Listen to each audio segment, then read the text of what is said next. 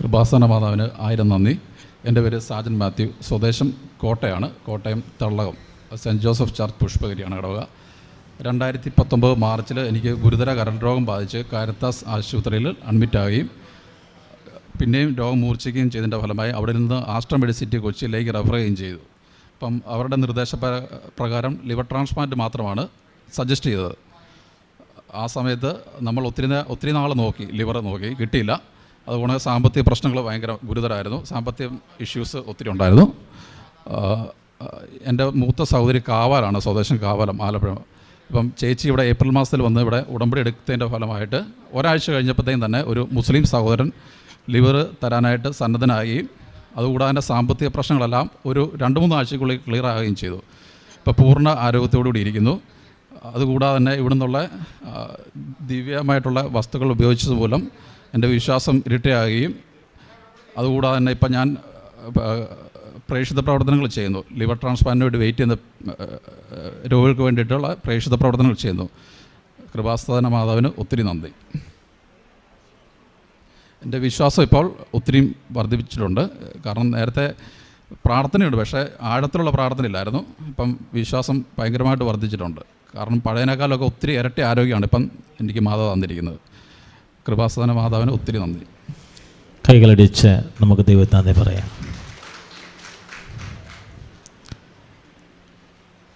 Liver മാറ്റിവെക്കേണ്ടി വന്നപ്പോൾ ആദ്യം ഇവിടെ വന്ന് ഉടമ്പടി ചെയ്യുന്ന ചേച്ചിയാണ്.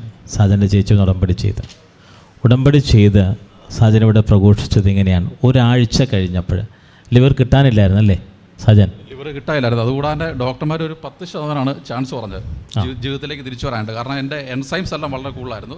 ബിൽഡുവിൻ 60 ഉണ്ടായിരുന്നു. SGPT ഒക്കെ ഒരു 3000-4000 ആ ലെവലിലോട്ടൊക്കെ വന്നു കഴിഞ്ഞാൽ ആൾക്കാർ പേഷ്യൻസ് മരിച്ചു പോകുന്ന ഒരവസ്ഥയായിരുന്നു. കാരണം ഞാൻ ഒരു നേഴ്സായിരുന്നു, നമുക്കറിയാം. പലപ്പോഴും ഇത് നമ്മൾ കണ്ടുകൊണ്ടിരിക്കുന്നതായിരുന്നു. ഒരു ഭയങ്കര ഒരു അത്ഭുതമാണ് സംഭവിച്ചിരിക്കുന്നത്. അതായത് ജീവൻ തിരിച്ചു കൊടുത്തൊരു സാക്ഷ്യമാണ്. 10% മാത്രമാണ് ജീവൻ അവശേഷിക്കുന്നത് എന്നുള്ളതാണ്. അപ്പോൾ ഈ സാഹചര്യത്തിൽ ഉടമ്പടി നിങ്ങളത് കേൾക്കണം. അപ്പോൾ ഒരു മുസ്ലിം സഹോദരൻ ഇങ്ങോട്ട് വന്നിട്ട് പറയാണ് അല്ലേ സജൻ?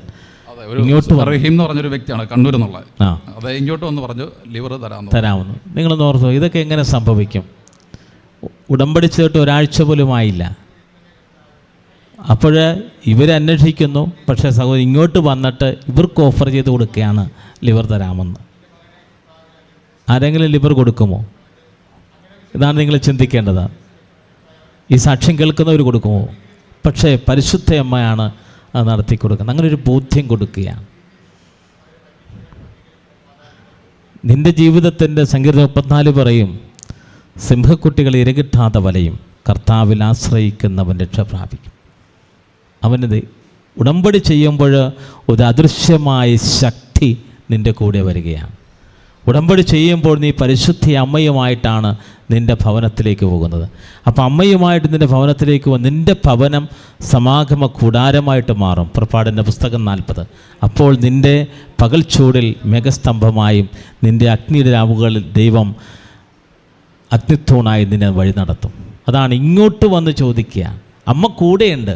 അതുകൊണ്ടാണ് കനായിൽ സംഭവിച്ചത് തന്നെയാണ്. കനായിൽ വിഞ്ഞു തീർന്നു പോയപ്പോൾ ഗ്രഹനാഥൻ എന്ത് ചെയ്യണമെന്ന് അങ്കലാപ്പിലാവുകയാണ്, അസ്തമിച്ച് നിൽക്കുകയാണ്. ഇവിടെയാണ് അമ്മയുടെ സാന്നിധ്യം. നിൻ്റെ ജീവിതത്തിൽ അമ്മ കൂടെയുണ്ടെങ്കിൽ നീ തകർന്നു പോകത്തില്ല.